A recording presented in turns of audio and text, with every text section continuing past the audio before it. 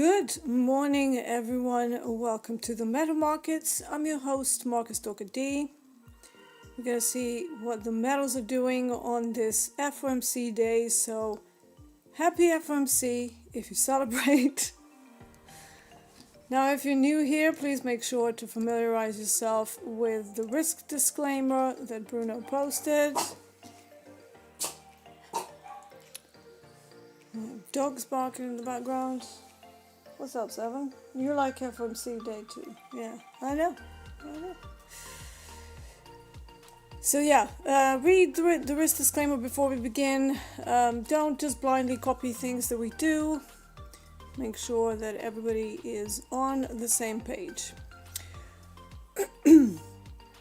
Alright, so a little bit about me. If you've never seen me before, I have been trading for almost 20 years at this point.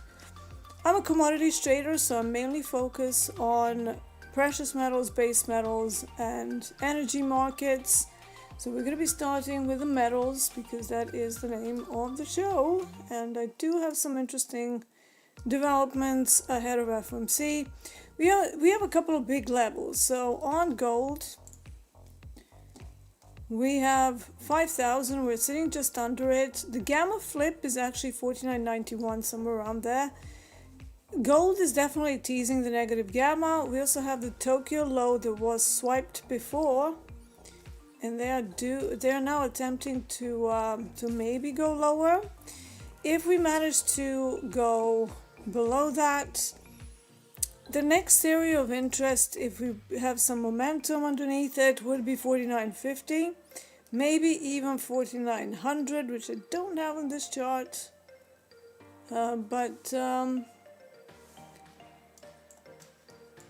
that is also a level of interest. So let me just put that on here. Now the correlation is not super strong between equities and metals yet. In fact, the correlation is just not really doing much. It's just sitting around zero until that changes, and it will change. The closer we get to the New York Open, that is probably going to start maybe going into a negative correlation, maybe positive. It depends on how much focus we have on headline risk, because if we still have that sentiment of risk off or risk on, that's usually when the market tends to go into these inverse connections. Okay, so silver is dipping down with gold. I did try front running a move above 80 during Asia. Obviously that didn't work. Now, if I show you on the daily chart, we did have an attempted reversal from this nearby demand area around 77, but they were unsuccessful, and now we're looking at an unclean arrival, which is why I'm thinking maybe some shorts. Like this 80 level on silver has been very difficult to break, and every time we reach it, somebody steps in to sell it. Now, if I get involved here, my stop will have to be pretty wide. It will have to go above this entire Tokyo high and what's now a little pre-market London high as well. Let me just mute myself because I can hear myself talking with a delay. It's kind of throwing me off.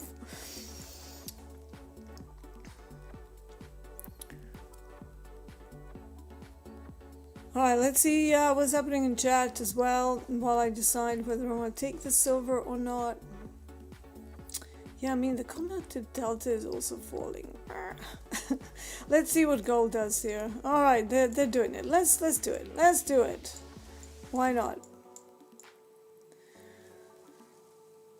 If I was on, if I was on an XFA or something, then I probably would be a little bit more careful with entries, but you know, it's a combine, so we can do some slightly trickier trades.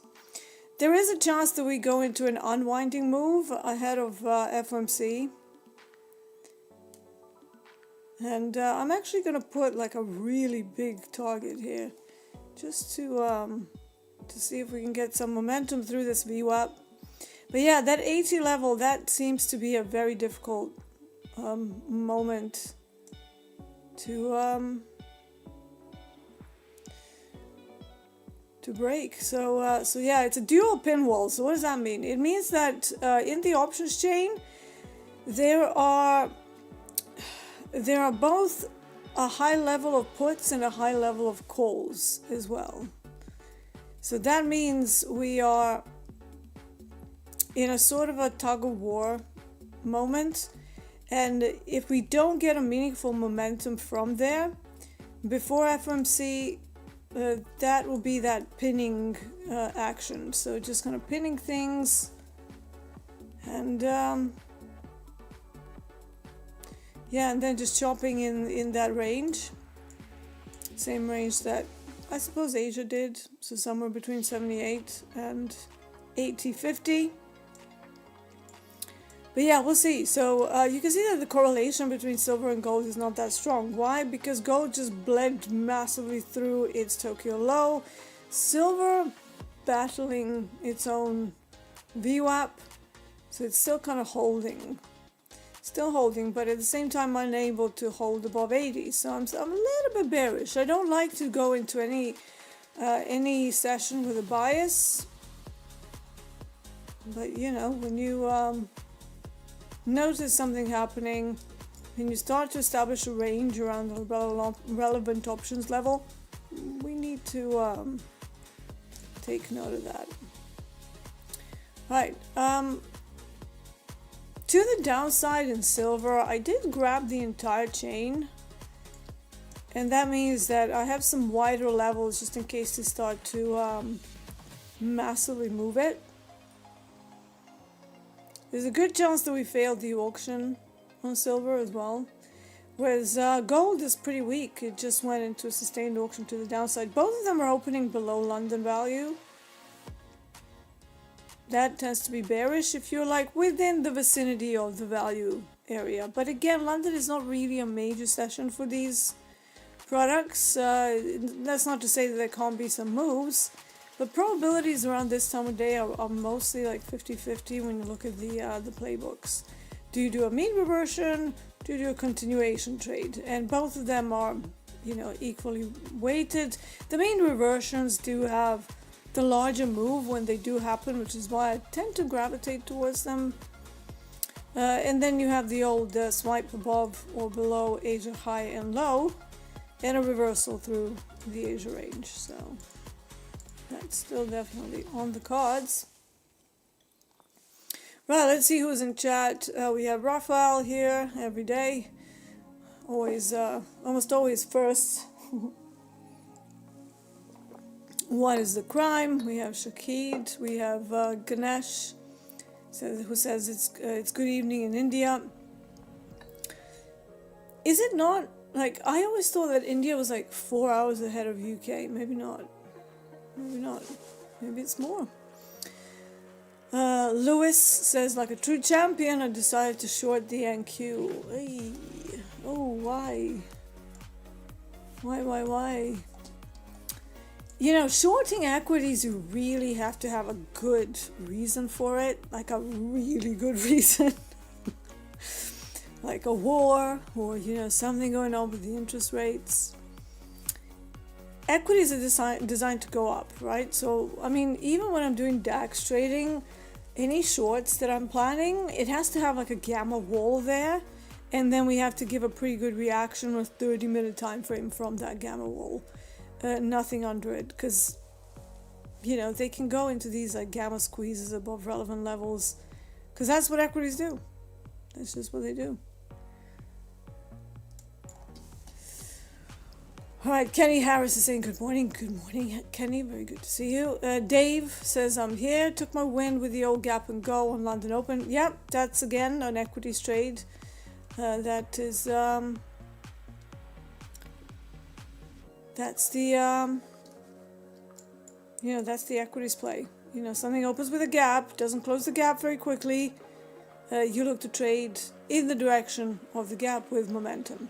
Now, be careful in the first 30 minutes if you're looking at the London Open specifically and DAX, because DAX likes to do a head fake for the first 30 minutes roughly, and then in the next sort of 30 minutes, it shows you the true move where it's going to go.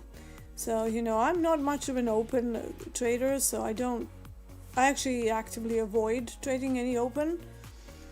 Because on most of my products, the head fakes are very, very high probability. So they go the wrong way, and then eventually they go the right way. So sometimes it's even like the full hour before they show you exactly where they want to go. And that's what opens up the possibility of a failed auction as well. So Dave also says, so happy to have that stop all trading buttons. Thanks for everything you do. Very solid stuff yesterday. Thank you. I'm glad you're finding value. Now Dave is one of my market stalkers, so he knows how we trade. Alright, so silver definitely the stronger out of the three. That might just mean that, this bounce from VWAP may take some time to actually come back down. But yeah, until we are solidly over $80 and over Tokyo high, my trade is still there. Would have liked to have gone in closer to 80 because it's so spiky and volatile. You need to try and be as accurate as possible around. Let's look that up. Around these options levels. And with talking and with everything else, it's a bit difficult sometimes. JKX says, do you think trend line entries can work on the 5 minutes? I think trend lines are best for swing trading. I don't think that any low time frames can give you a meaningful area for trend, because of the amount or lack thereof of the trading information inside them, right? So the bigger the time frame, the more trading information you're going to have. And if you are looking at trending moves intraday, that's already a low probability trade. Why? Because the markets range most of the time. So if you're constantly looking at breaks of trend lines on a 5 minute, you will find that if you're in a range day, especially today, like for example, if we have FOMC, we don't expect too much. I mean, you can have these unwinding moves ahead of the FOMC, but on a lot of the days, if they're not really expecting much out of it, you will just find yourself in a very horizontal range. And trend lines in that situation are not the best. You need to analyze the market structure high, market structure low, and then wait for the swipes of the extremes of the range and then trading towards the middle, not entering the middle, which basically would be a trend line entry, right? So, typical example, if you look at silver, this is not a trending market. This is definitely a range. So, entries off the breaks of a trend line, let's say you had a downward trend. Let's make this a bit bigger. Let's say you were looking at Asia, you're using a 5 minute chart, you get a trend line,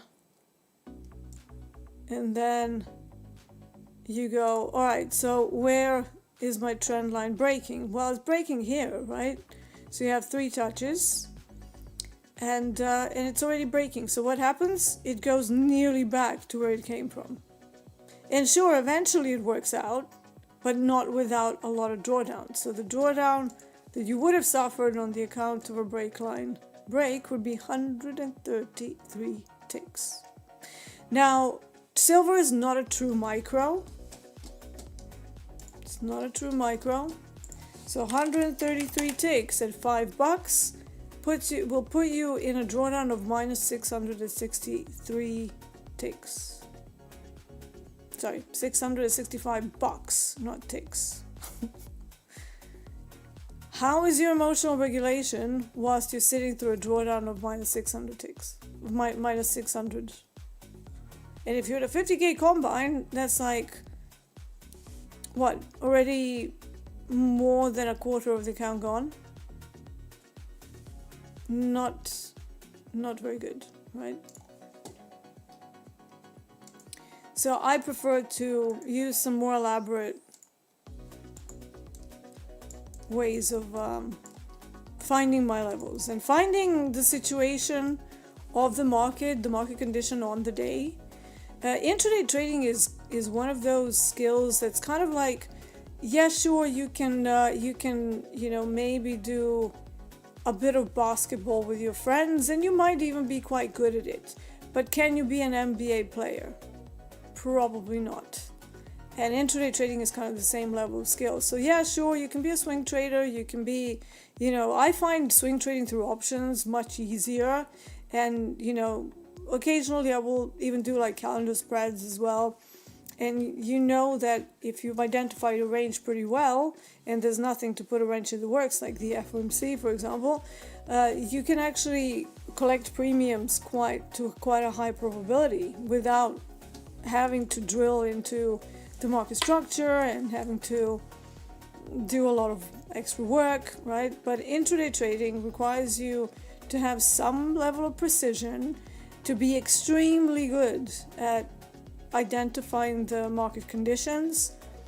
And then if we're talking more lively products, like more volatile products, that's difficult.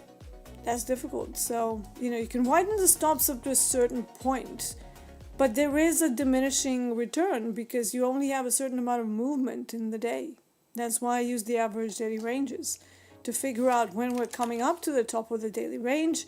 And even if there was a trending move, did we have something to tell us that we're coming to the end of that range, and therefore any further movement past that is extremely low probability. It can wick under it and up above it, but for the most part, if you look on my channel, Market Stalkers, the last long form video that I did, a breakout or fake out, that's exactly what I'm talking about. I'm talking about how to use the average ranges to figure out if the move is pretty much all you're going to get for the day. So yeah. And then, we get into the order flow side of things, where there are definitely things like absorption. There are, large players who are exiting the market at particular areas. How do you see them? You see them on the dome, and you see them on time and sales as well. Now, I prefer Bookmap for that purpose, so I will always have Bookmap open on one of the other screens, and I can read those patterns pretty well on most of the days. So, for example, right now, we've had some seller exhaustion, but we also have some bigger players stepping in. Look at those bubbles. This is a full silver contract. They just either exited or entered the market to the tune of like 72, that's a large lot indicator, 72 contracts on big silver, and big silver is $25 a tick. So somebody who just did something there, and we don't really have a way to figure out exactly whether they initiated new positions or not, that's 1,800 per tick. Okay, this is not a small player. This is somebody with deep pockets. So they decided to maybe jump out of some conditions, some positions ahead of FOMC. So again, context, we're still sitting below 80. And I see a question here going, how stupid would a go long be based on being at the bottom of the range for the last 3 days? It's not totally stupid. It is gold. Anything can happen. I can be very wrong. And I'm okay with that. This is the name of the game, accepting the times when you're not reading the market correctly.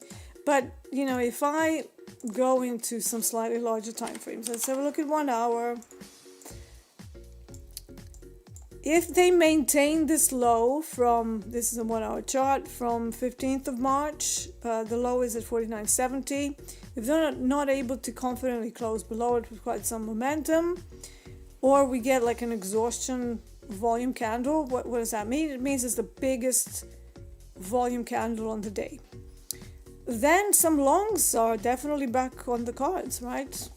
But at the moment, we have sat in and around the 5,000 area, and right now we're dipping below that. We're also dipping below the Tokyo range. Asia and Tokyo in particular. It's one of the areas that is always going to be relevant for intraday trading. Why? Because Tokyo is the first one that does price discovery, so that Asia range is incredibly important, right? And yeah, if you look at the long side, let's have a look at the volume. What are the longs doing? Who has got bigger pockets here? Every time you see longs stepping in, and this has been for a while now since we started this range, every time longs step in, the volume drops off on the rise. And then every time we turn around, shorts step back in. And same thing. So to me, that is probably telling me this is more a redistribution, not to mention that gold is up at 5,000. It's like, what the hell are we doing up here anyway? That's the first question. Second of all, it's time for gold to have a little bit of a pullback. The mad run that we have been seeing on gold for such a long time, is this healthy? It's not healthy, right? To just go up, up, up, up and up with very few pullbacks for years. This is a commodity, and yet it's trading like a meme coin. So I think we're due for a little bit of a smash. We do have some supplies and demands from the big high volatility time of day. We have already tested a supply. Now I have a whole bunch of levels here which I'm going to get rid of because they're pretty far away and not really relevant for today. I'm gonna leave this 5100, which should be, I don't know why I moved that. So, oh no, that is a 5100. Okay. I'm going to also get rid of some of these profiles. So they're intraday profiles, so they're just cluttering up the chart. But I'm just going to show you something if you look at the market in a horizontal way.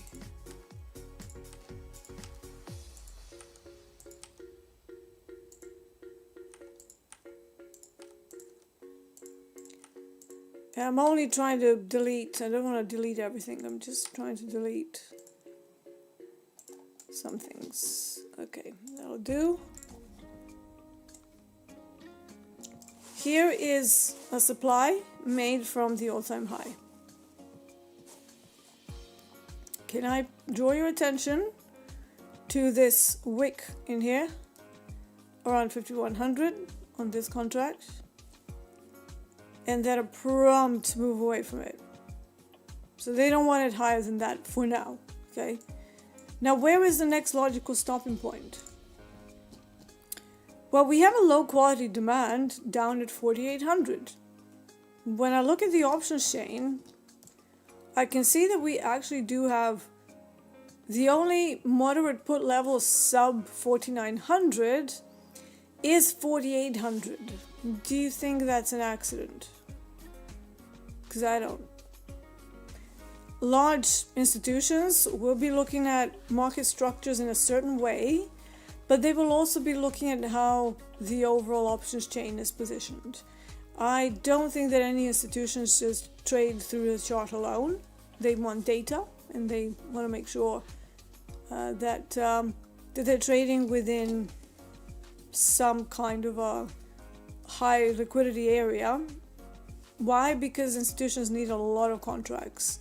They trade a lot of contracts, and that means they need deep liquidity pools to either exit or initiate new positions. They can't do things in the middle of nowhere like we do, right? because it's not possible. If you have a client who has, let's say they come to you and they go, all right, get rid of 5,000 lots in gold. So you tell me on the dome, and even in the options chain, do you have 5,000 anywhere? All I'm seeing is 1, 3, 2. So this is a low liquidity area in general. Now, if we do start to go towards the 4,800, there's going to be an area where you have maybe 112 contracts sitting.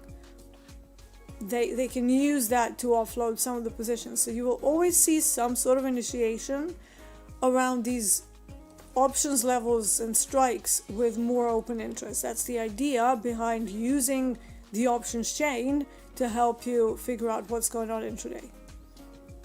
Does that make sense? It's it's a complex concept at first, but actually it's actually pretty simplistic when you break it down and when you put the puzzle pieces together. All right, so silver is dipping very nicely now. Let's see if we can close below VWAP. What does the dome look for MGC? Well, MGC usually has a very similar amount of contracts, but I mean, they look not too dissimilar. Sometimes you will have these, I don't know really why they do that, but you will see like 259 contracts on one side on the micros. And you're like, what is this? And the amount of times that I've traded micros, looked at the micro dome, and went, there's liquidity over. Oh no, that's not it. and usually whoever's around me is like, what are you talking about? And I'm like, no, micros, sorry. So yeah, micros are derivatives of the main contract, and they're mainly a retail vehicle. They're not really used by institutions. So I always look at the big contract when I'm gonna look at the dome. I'm not interested in the micro dome. Gold continuing down to 49.50. Silver seems to have woken up and said, whoa, hold up, hold up. JKX is waiting for closure below the trendline break on the 5-minute from 0035 to, so basically from Tokyo range. JKX is what you're saying. Are you talking gold? Are you talking, what product are you talking about? So let me know. Tendra, I explained what the dual pin means earlier in the session. I can repeat it. It's basically an area where you have a pretty much equal amount of calls and puts. So that tends to create a dual pin, very difficult to break, but a lot of the times you create these ranges around it before resolution. Are there stops on the other side of those put walls, similar to how 15 and 30-minute swings have stops collected there? Well, the interesting thing is that a lot of the times the highs and lows that you see as a result of the market making activities, they will be the points where the highs and lows are created after the fact. So you first have the options chain, then you have the support and resistance. So naturally, yes, you will get some people who are looking at, the stops right around the round number. That's why, look at how wide my stop is here. It's nowhere near the 80 level, for a good reason, because I don't want to be in a situation where I'm looking for a bigger swing, but then I'm nitpicking on stops and I'm like, I'm just going to use 30. And then I put my stop at 80.045. You know they're going to take that. You just know it. And you're asking for it at the end of the day.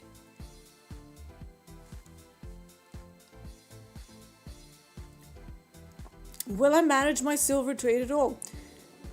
It depends. It depends how it's progressing. Like if it doesn't manage to pick up speed below Tokyo low, I'm probably just going to take it off. Like my management of trades is take profits early. So instead of going for 75 evens as a big target, I might go, you know what, we're chopping around the Tokyo low. I've seen a big exhaustion candle. Let's just book whatever's there. So I don't, I do look for opportunities that have more juice in them. But at the same time, I will take, one hour multiple. I will take whatever the market gives me. Frankly, I'm not shy that way. So managing my positions is not about trailing stops. My stops remain where they are. And intraday, because I'm using, a combination of order flow, options levels, and time of day, I very rarely feel the need to protect myself. I think that the protecting of the stops is better for scalping. So if you're somebody who has a style more akin to Coach Hoop, or maybe to, you're somebody who holds trades for a couple of minutes. Most of my trades I hold for at least 45-minute average, but a lot of the times it will be more closer to like 100 minutes. So I don't, I look for bigger movement over time in a day or in a session. But at the same time, if I see that we're coming up to COMEX settlement and I've been in a trade until the cows come home, that will be the time for me to book profits. Why? Because that is a dangerous time of day when the hedging counter trend to whatever the day has done at that point becomes very high probability. So me holding on to a trade past that, it means that I'm going to lose out on some profits. So it's better to just book it. If it continues into one of those days where it just continues down and down or up and up, so be it. But I just go by probabilities, and I couldn't care less what one isolated day every sort of 2 weeks does. I care what happens there on most days, and that's hedging into settlement. But let's also say that maybe we're coming into the COMEX Open, but I'm not sitting on a lot of profit. I'm sitting maybe just a little bit in profit, like 30, 40 ticks.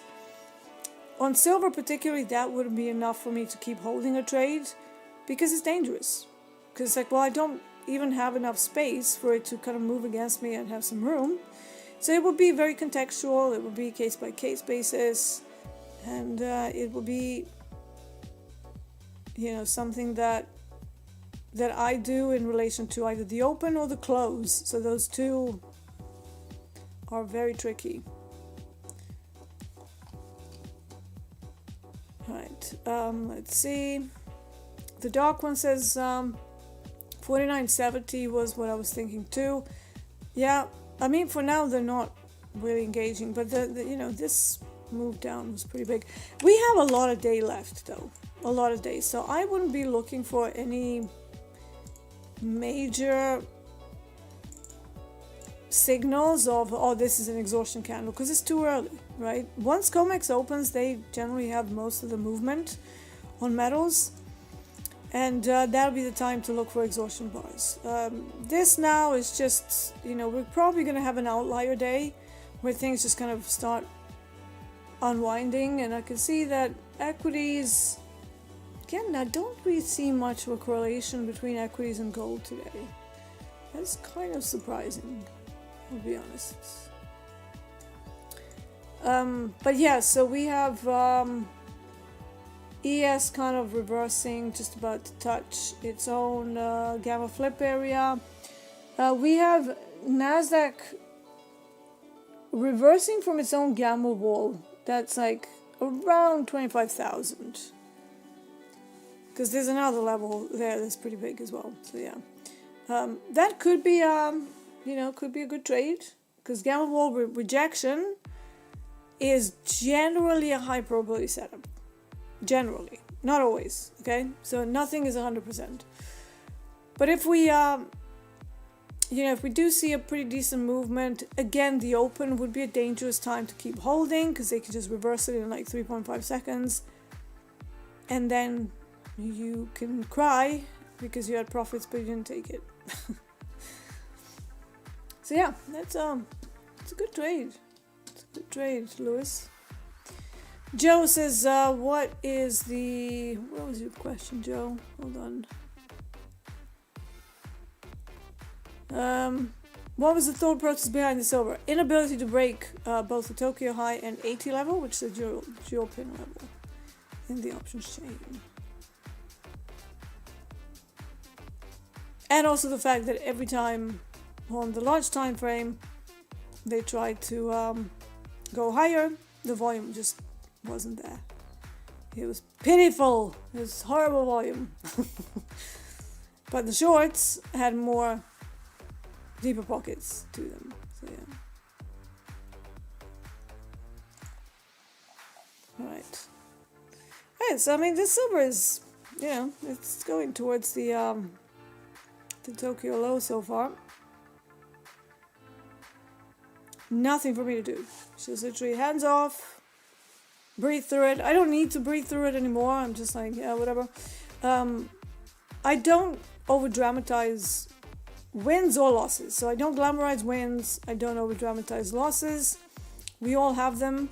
Everybody who says they don't have losses, run away, because that's just not true. And anybody claiming massive gains from very small accounts, you know that there's only one way that they could have gotten there. Oversizing. They might have gotten lucky, even for a couple of months, because there was some kind of a strong trend, so they were riding that. Just be extremely careful and skeptical with people who claim, oh, I made from 5,000 to 500,000 in, a year or something. It's like, great. But that means you were like running enormous position sizes compared to the account size. There's only so much compounding can do, and with compounding in futures, it's not so easy, because every time you jump from, let's say, one contract to two, that's 100% increase, and many people don't survive that. So it's, it's kind of important to utilize micros, especially on prop. And, we always get questions, can we get, the top 5 people on the leaderboards to come and talk? Well, out of those top 5, I think at the moment I can only see one that actually has skill, and that's Korab. The rest of them, you look at how they trade, and it's all just data loss summit, data loss summit, data loss summit, data loss, and then one big day. Data loss summit, data loss summit, data loss summit, one big day. It's like, yeah, it might work, but it's, it's not what you want to see. You want some consistency, right? I will never be the trader who comes on and goes, guys, I made 50 grand today, unless I'm trading on my $2 million account. Right? But that's not realistic for anyone. How does that help anybody to know that, I made X amount, large sum of money on a large account? What are we all trying to do here? We're trying to use smaller accounts from prop firms to scale your capital. This is what we're here to educate on. We're not here to educate on people who are well capitalized already and that are making bank. Because things become easier, a little easier, not easy, but easier, when you can manage your position relative to the size of the account, but that position is still large enough to make a lot of cash, okay? If you go back in time on my accounts before I got super sick, on my Market Stalker stream, you will see that I did have times during COVID when I traded like 80 lots of stuff, because there was a lot of people trading, and even though things were flying around, didn't have a lot of liquidity issues, especially not on like thicker markets like ES and stuff. But as soon as that started going away, I started having execution problems.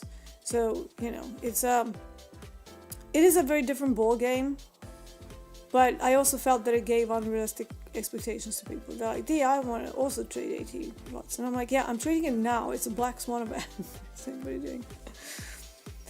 And I never want to be the one to preach unrealistic results to people. We want consistency.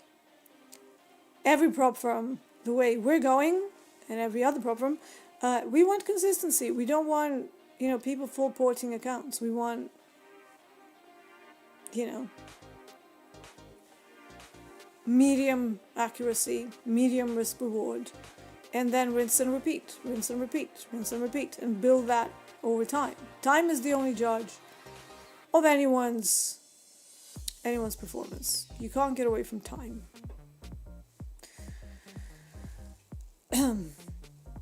Tendra says, hi D, where can a noob like me get those gamma levels for metals? Hey, we were all noobs at one point, so I always point people to Mon-Thurs.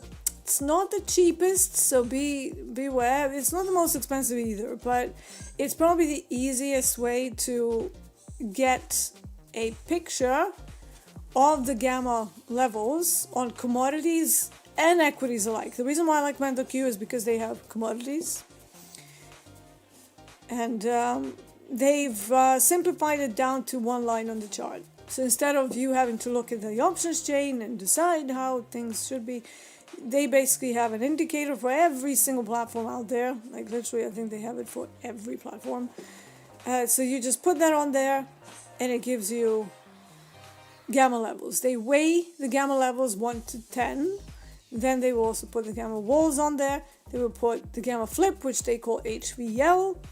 And you can get a pretty decent idea of where these larger options are. And how I would use that is to look at gamma walls, GEX 1, 2, and 3, and then create your hypothesis around them. That's not to say that the gamma 1, 2, and 3 won't be run through, because there is also another condition called the gamma positive versus gamma negative, and that's not to do with any particular level. It's the behavior of the price action. So if you're in negative gamma, you expect a lot more slippiness. You expect the dealers to hedge through the levels with the direction of the movement. And you can kind of see that on gold. So let's assume that the dealers were long puts at 5,000. That's wrong as well. Good morning, D. Wake up. That they were short puts. So they want the market to stay above 5,000. They're not directional, but in order for them to keep their delta neutral hedge, the market should have stayed above 5,000. Now that the market is below 5,000, their core position is underwater. How do they offset that? By selling more. So what does that do to the price? It amplifies the movement. So again, you have to understand some of those basics of how price action behaves in a particular environment. Now, we can never know what the market makers are actually doing and whether they really do have a short put there, but you can sort of assume, right? You can sort of assume. But their job is to generate transactions for us, and their job is to remain flat, effectively, without going too much into the verbiage. Mentor Q, like mentor, but with the NH. Mentor Q. I'll write in chat. And if you have a look at my channel, Market Stalkers, you can find a link underneath every video. Just go to show more. It's all in there.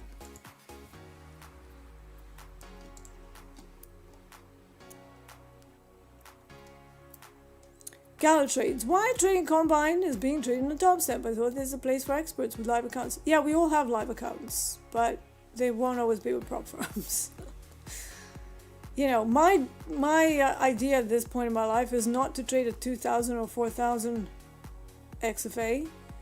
If I do, and when I do, it's like extra play money for me. It's like, oh great, I can buy some trinkets. But, you know, all of us on Topstep have, including Jack, Hogue, myself, and Marie, we all have accounts that are either personal or through company accounts, and we all have a lot of businesses as well related to trading. So, you know, it's one thing for you to start your journey and to go, hey, I'm going to leverage prop firms to scale up my capital. That's great. At this point, 1 XFA for $4.5 grand drawdown does absolutely nothing for me. So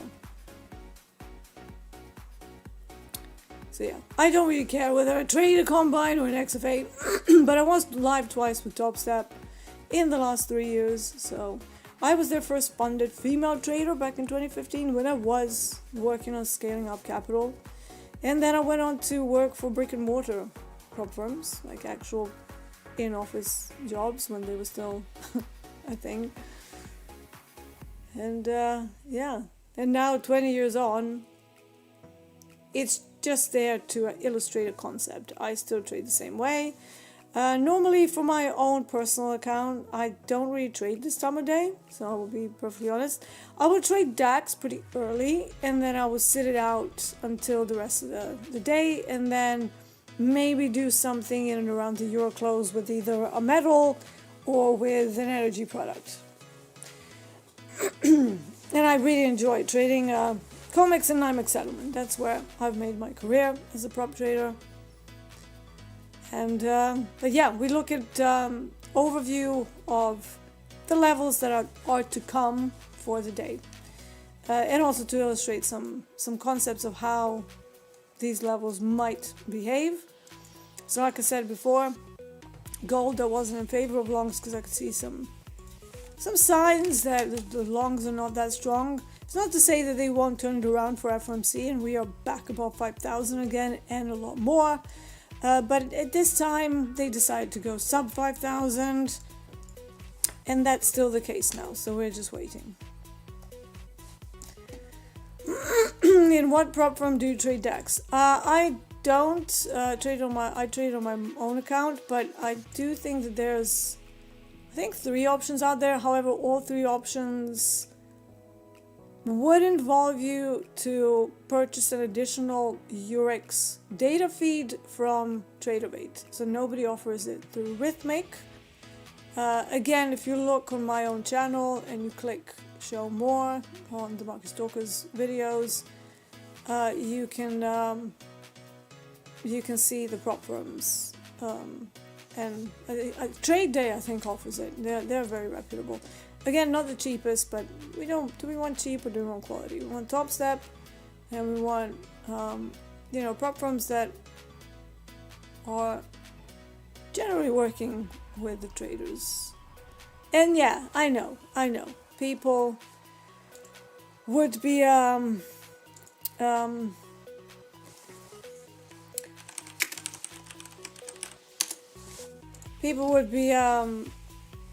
mainly critical of prop firms that don't have affiliates like Topstep, because we decided to scrap all the affiliate stuff, and of course there's nobody there to defend us, so we're like, eh. So every time something happens, people are quick to throw sticks at us. It is like, okay, yeah. M&Q glitched. I don't know what that means. What does that mean?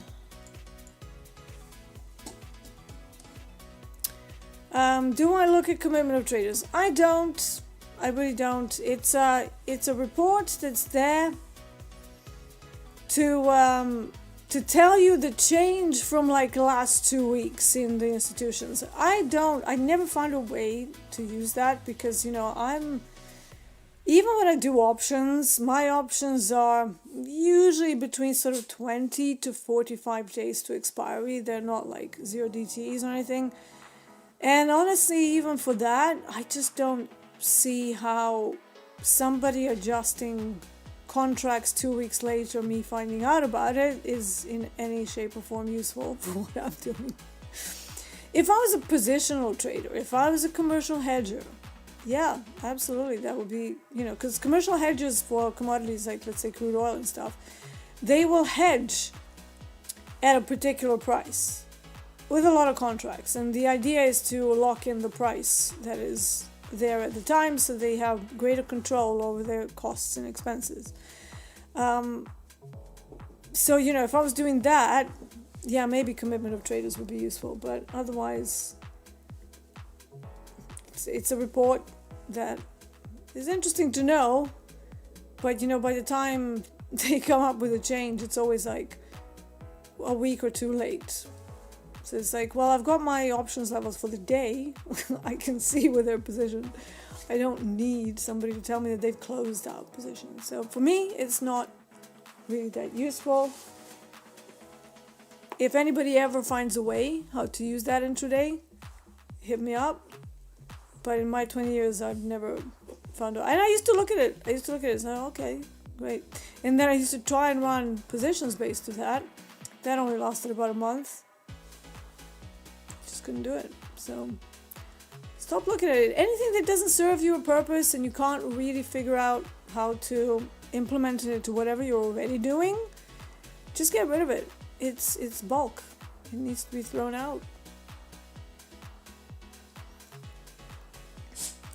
Have you noticed that the equities moved more during the London session recently? I have, yeah. I'm not much of an equities trader for the US equities. I do look at DAX though. And DAX moves all the time. Well, most of the year. But yeah, DAX calls London its main session because it is Eurex, and Eurex and London open within an hour of each other. And but I have noticed that there's a little bit more smooth. I wouldn't say that they move more. I would say that they have smoother movement during London. What's up, Seven? You're lonely? Come up. Come say hi. You can make it. There we go. This is one of my females, 7 of 9, or 7 Jerry Bear, SJB. She's very nervous for some reason. I don't know why. Even her own mom, Bon, doesn't really gel with her somehow. But she's got a lot of doggy friends at doggy school. So that's good. She even has a boyfriend, don't you? I've seen you. I've seen the photos.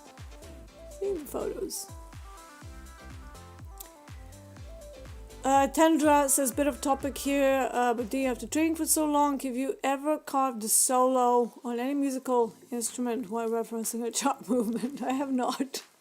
It's a very good perspective, but no, I haven't. I look at them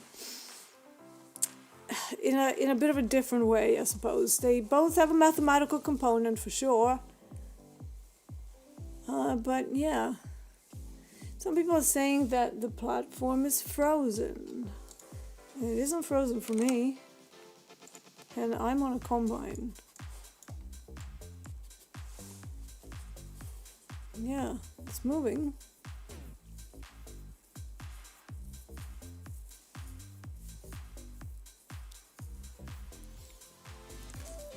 I know, right? 5'4" fox. 7, yeah, very precious. And she used to be afraid of dogs. She used to be fine with her own pack, but she used to be afraid of strange dogs. And she's a big watchdog, you know. Every time because we live surrounded by farms, and the farm has a road, like it's very far away, but they can see the cars. Every time there's somebody driving through the farm, she thinks that that's her cue to bark her face off. Like, this is ours. It's like, 7, we only own a tiny piece of the farmland, and it's like 2,000 acres of estate, but we only have like maybe like 500 square meters. That's not even, you know, it's a large garden, but it's not massive because, you know, who is going to do that and maintain it? All that grass needs doing. So yeah, M&Q so far. For me, it's moving, so I don't know what you're looking at. But I'm gonna go back to gold chart. Yeah, so gold continuing to wick up and down. Seems my GC is not moving, but MGC is. I mean, it could be that there's some velocity logic going on now.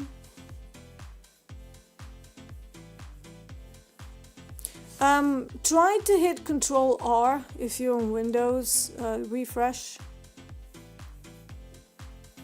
Because my one is not frozen. You can see it. Like, I've just pulled it up, so you can see it. Yeah, so refresh. Sometimes they do. Go on, 7. Busy. Sometimes they do updates like super early, and sometimes it happens during the stream, so that could be the case. But I don't know, if you continue to see Frozen Dome, then you're gonna have to. I'm not support, I don't have admin privileges or anything like that, so yeah. Alright, let's have a look at more chat. I'm just trying to read.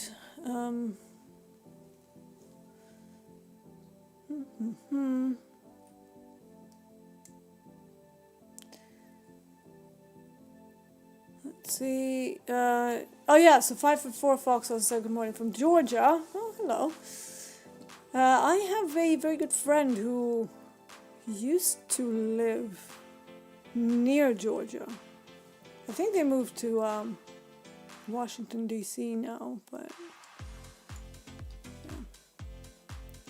How many trades do you usually make per day, and do you have a hard limit on that?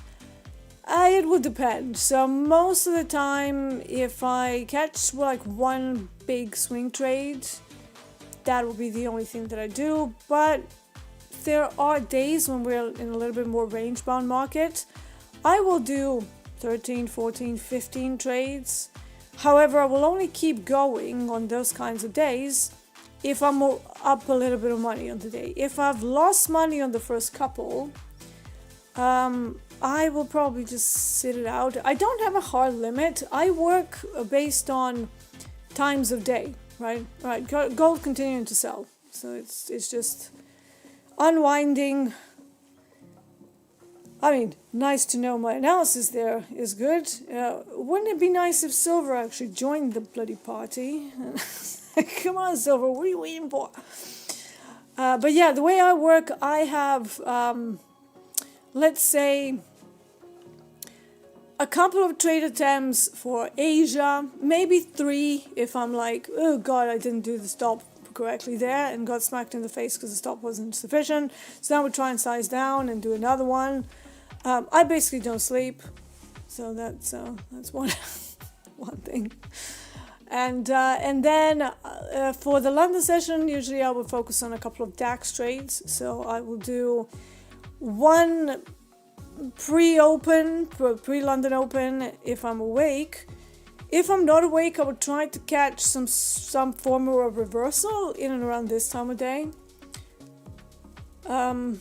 And then I will make like a big break. So I typically wait until at least midday to start looking at metals and equities. Midday my time. I'm currently GMT, so England. And that offers me some insight of how the levels might play out later on. But my main trading sort of time zone for these sorts of products is in and around the London close, and then all the way up to the settlement of the respective products. So yeah, so basically last 3 hours of COMEX and NYMEX, that would be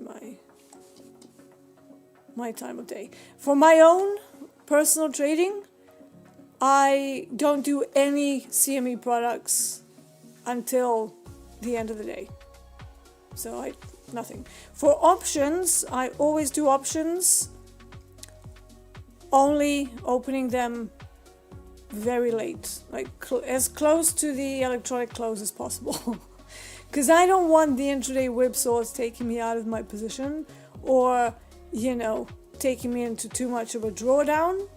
So I want to make sure that Asia does what it's going to do and give me room for the position to work out. Wow, equities are starting to throw up here. Let's pull that up. So positive correlation between equities, guys. This is not risk off or risk on. Both ES and GC have now gone into positive correlation. It's almost sitting at almost factor of 1.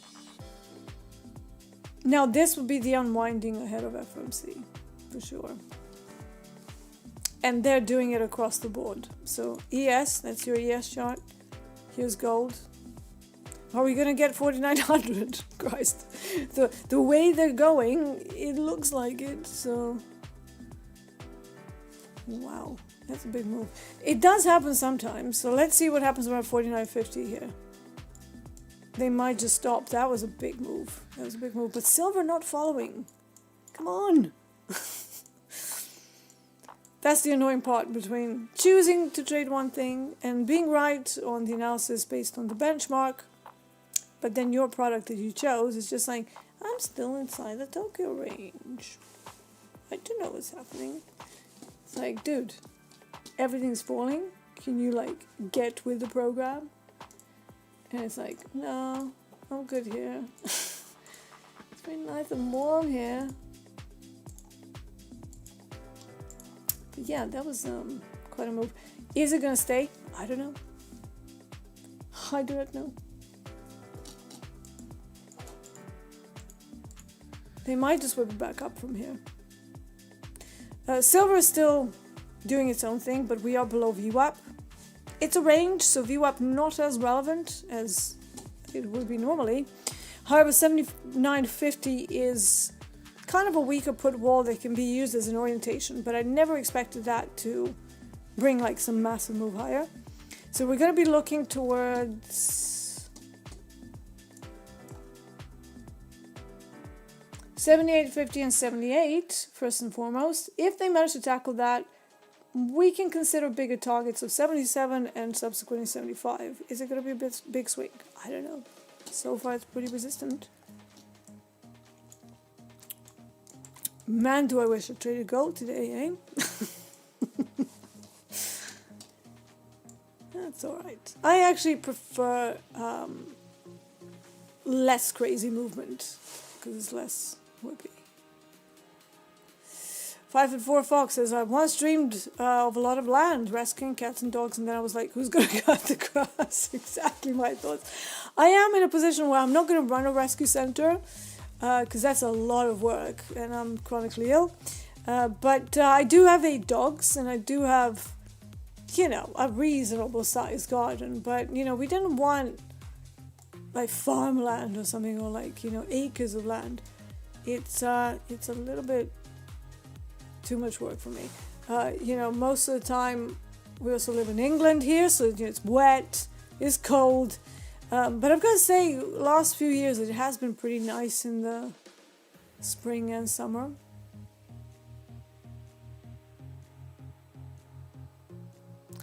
Everybody's asking me what's happening to the platform. I don't know. Mine is working, and I'm on a Combine, guys, so it's the same server as yours. Did they stop NQ? Was there like a velocity logic thing happening? That can happen in cases of sudden movements to try and stabilize the market. That would be the, you know, quite. Let me look at the other platforms. Hold on.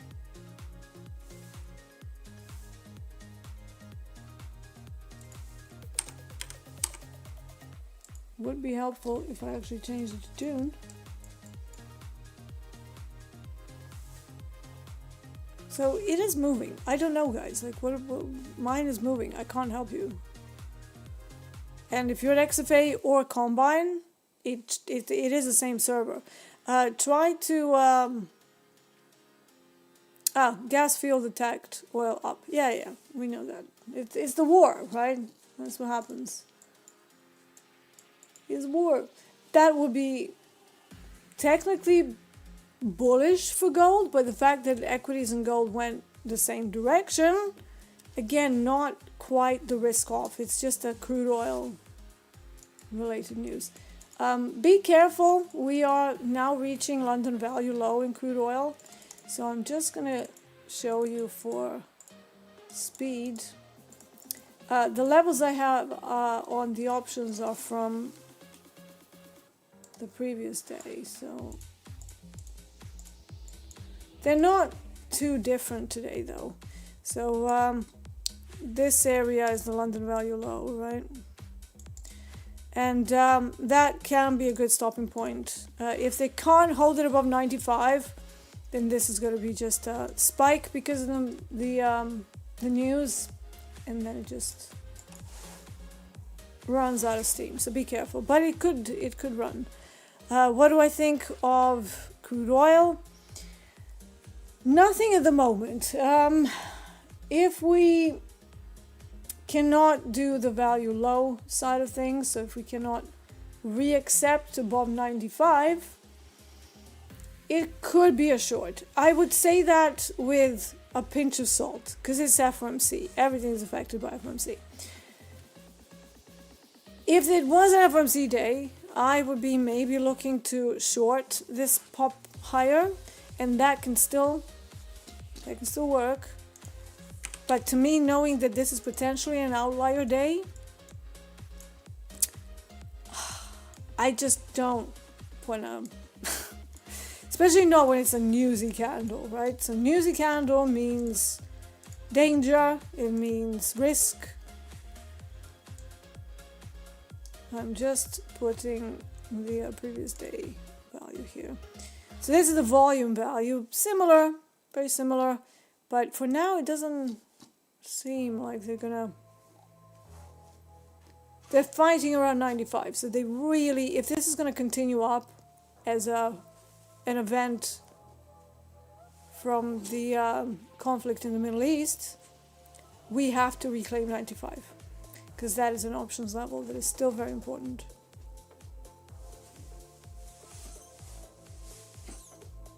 And if it carries on higher and higher and higher and higher, I've got nothing here. I've got things higher up, so I've got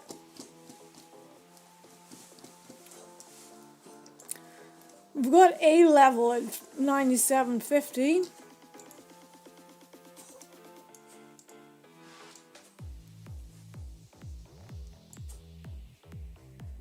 Yeah, but nothing here. So my areas of interest are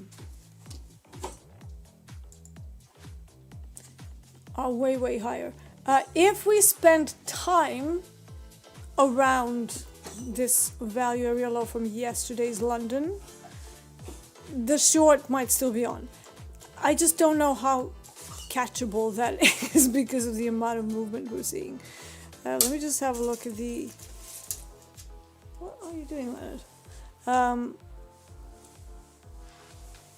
Yeah, so on a 30-minute time frame, we're working with an ATR of about 75 ticks. Not terrible, but it does mean micros, especially on these accounts.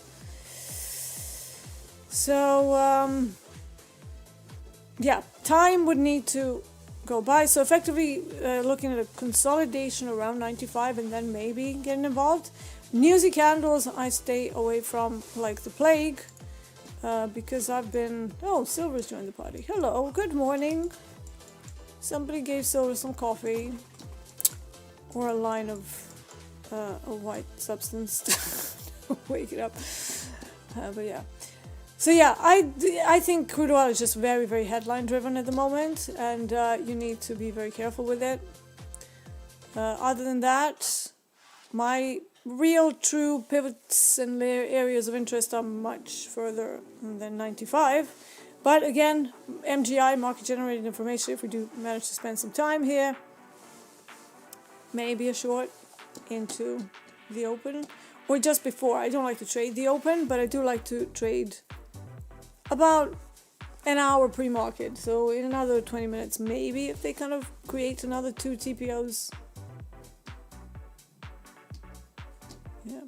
What is the name of my indicators? Okay, so I've spoken about this before. I don't consider the tools that I use indicators. They're not buy and sell indicators. They are situational awareness tools.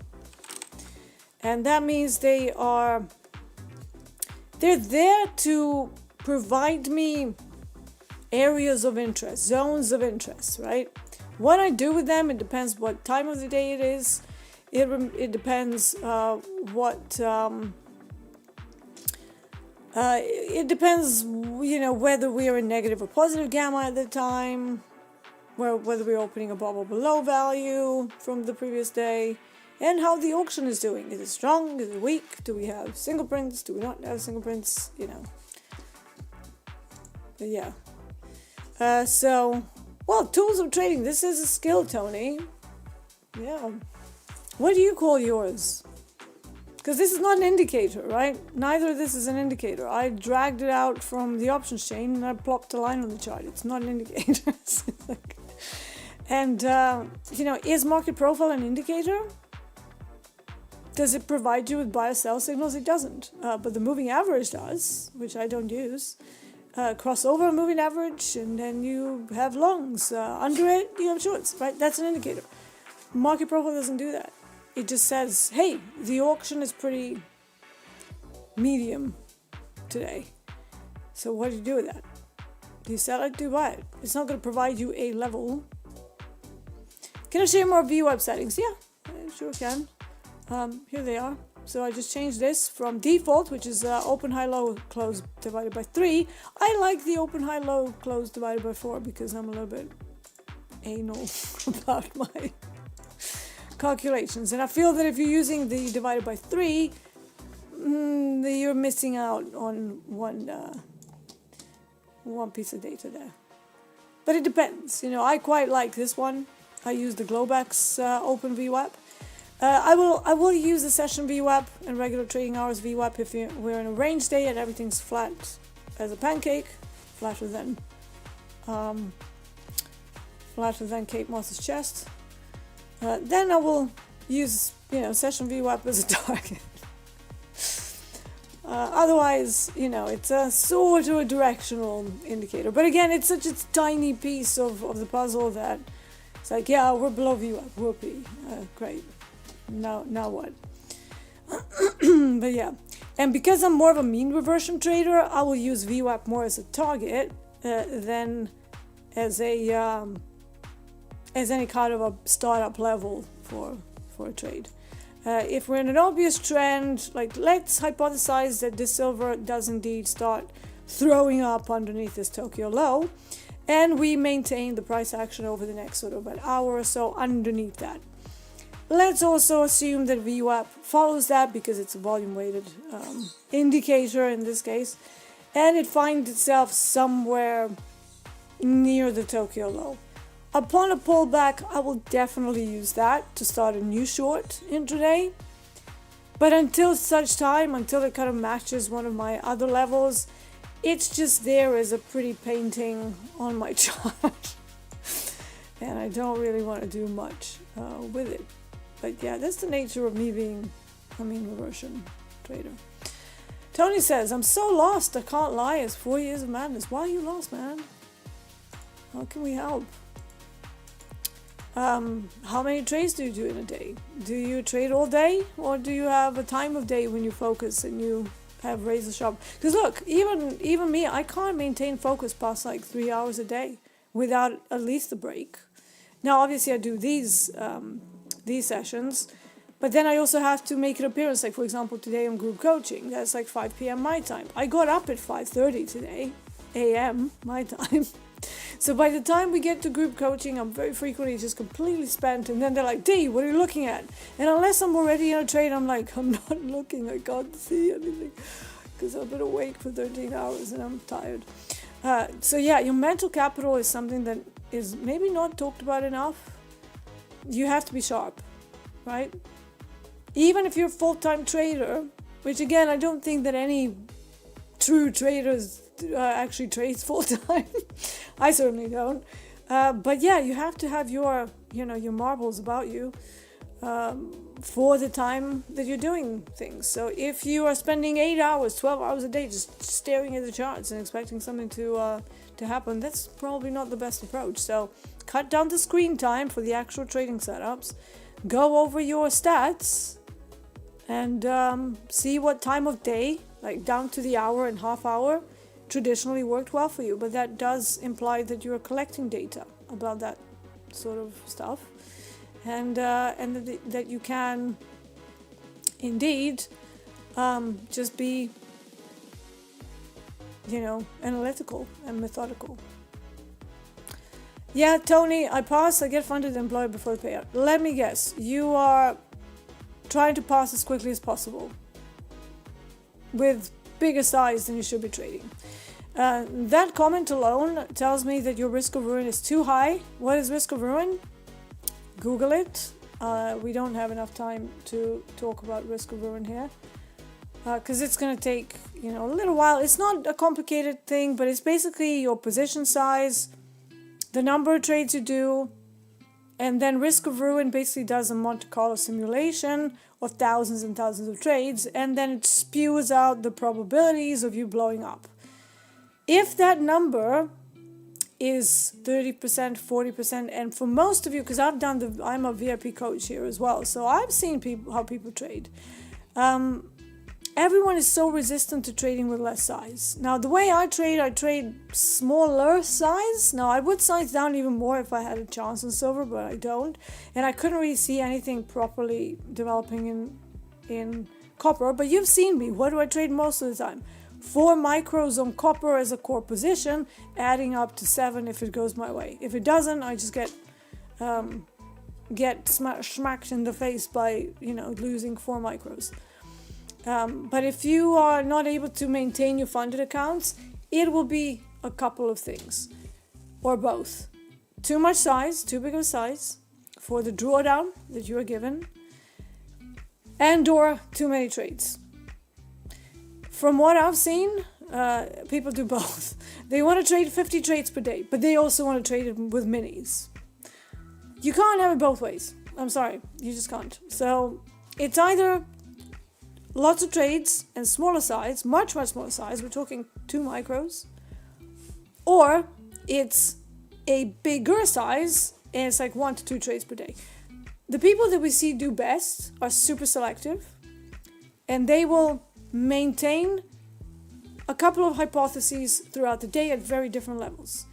If you don't even have hypotheses and you're just clicking buttons all day, every day, and getting yourself into a tilt sort of situation, it means 2 things. Your brain, when you lose a trade, goes into something called ERN, error-related negativity, where your brain thinks that a lost trade is a mistake. It's not a mistake, it's probabilities. Also keep in mind that, for example, the probabilities of, like, let's say, Tokyo High getting swept and getting a reversal, that's only really relevant for the first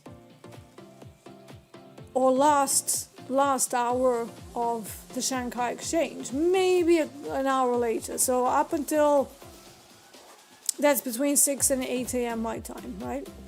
After that, you might get the sweep of Tokyo High, but the probability of it then rotating back through the range, which is the setup that I'm in on, that is not the same probability later in the day. Okay.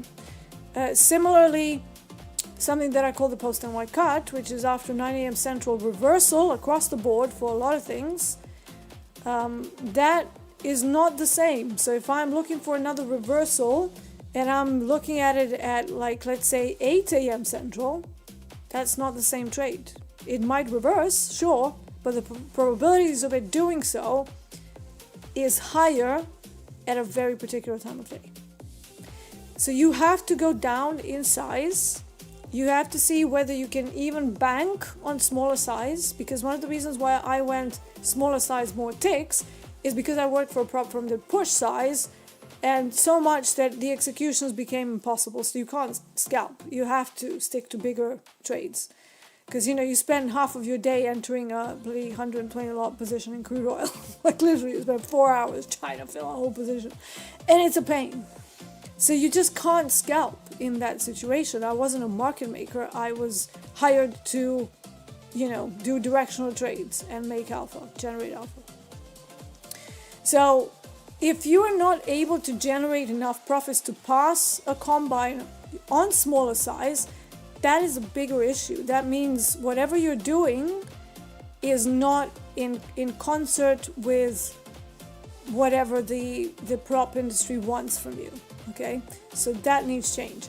But if it's just a matter of you oversizing and not giving yourself enough room to pass and then to maintain the new funded account, that's relatively easily fixed. Size down and try to have a daily loss limit of some sort. I don't like daily loss limits because, again, I work on a different way, time of day basis. and I allow myself 2 or 3 trades per the time of day slot that I designate for myself. But if you're not like that, and not many people are, you need a daily loss limit. You need something to stop you. So you know how we say go to the risk tools? The first thing that I say to everybody in my VIP groups, what do you need to do every day? You need to set a personal daily loss limit, and the way we do it by dividing the initial maximum loss limit by 10. So that's 4.5 grand. So 450, right? So 450 will be your daily loss limit. And then you say liquidate and block. I'm not going to do that now because I've got to be on group coaching later. You click save. You won't be able to change that. So even when you hit that, it will be really good for you, because your brain will understand that there is no more past this limit. You can release the purse strings a little bit, not going from 450 to 800 or 900, but give yourself an extra $50 as the balance starts growing. But you need consistency, okay?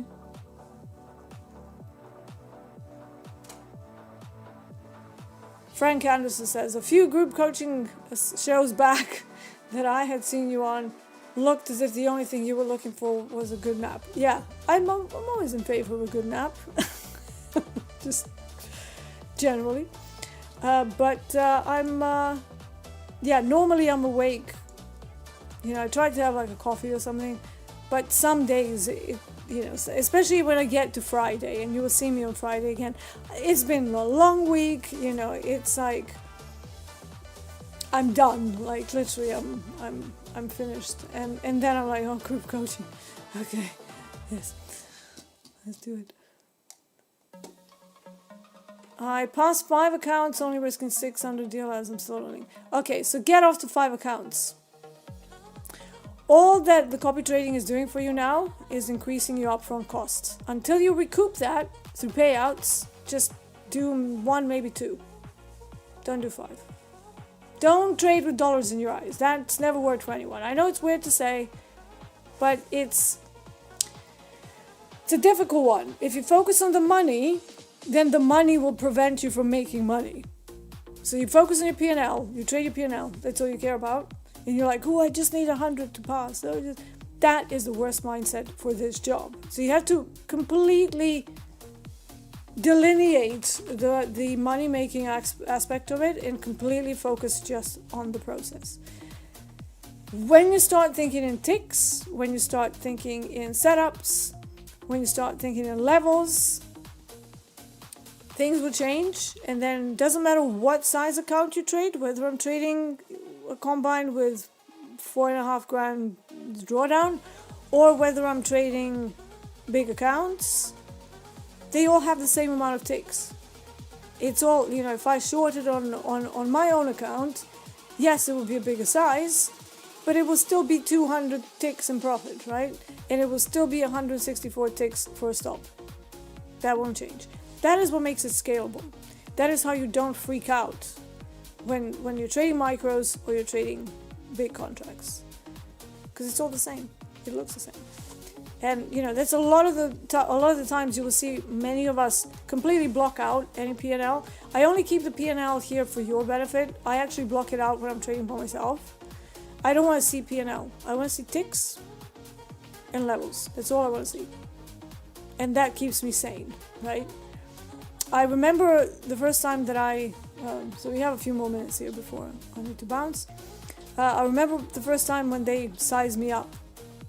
I went from trading maybe 4 contracts to suddenly having to trade 20. And I had the dome up.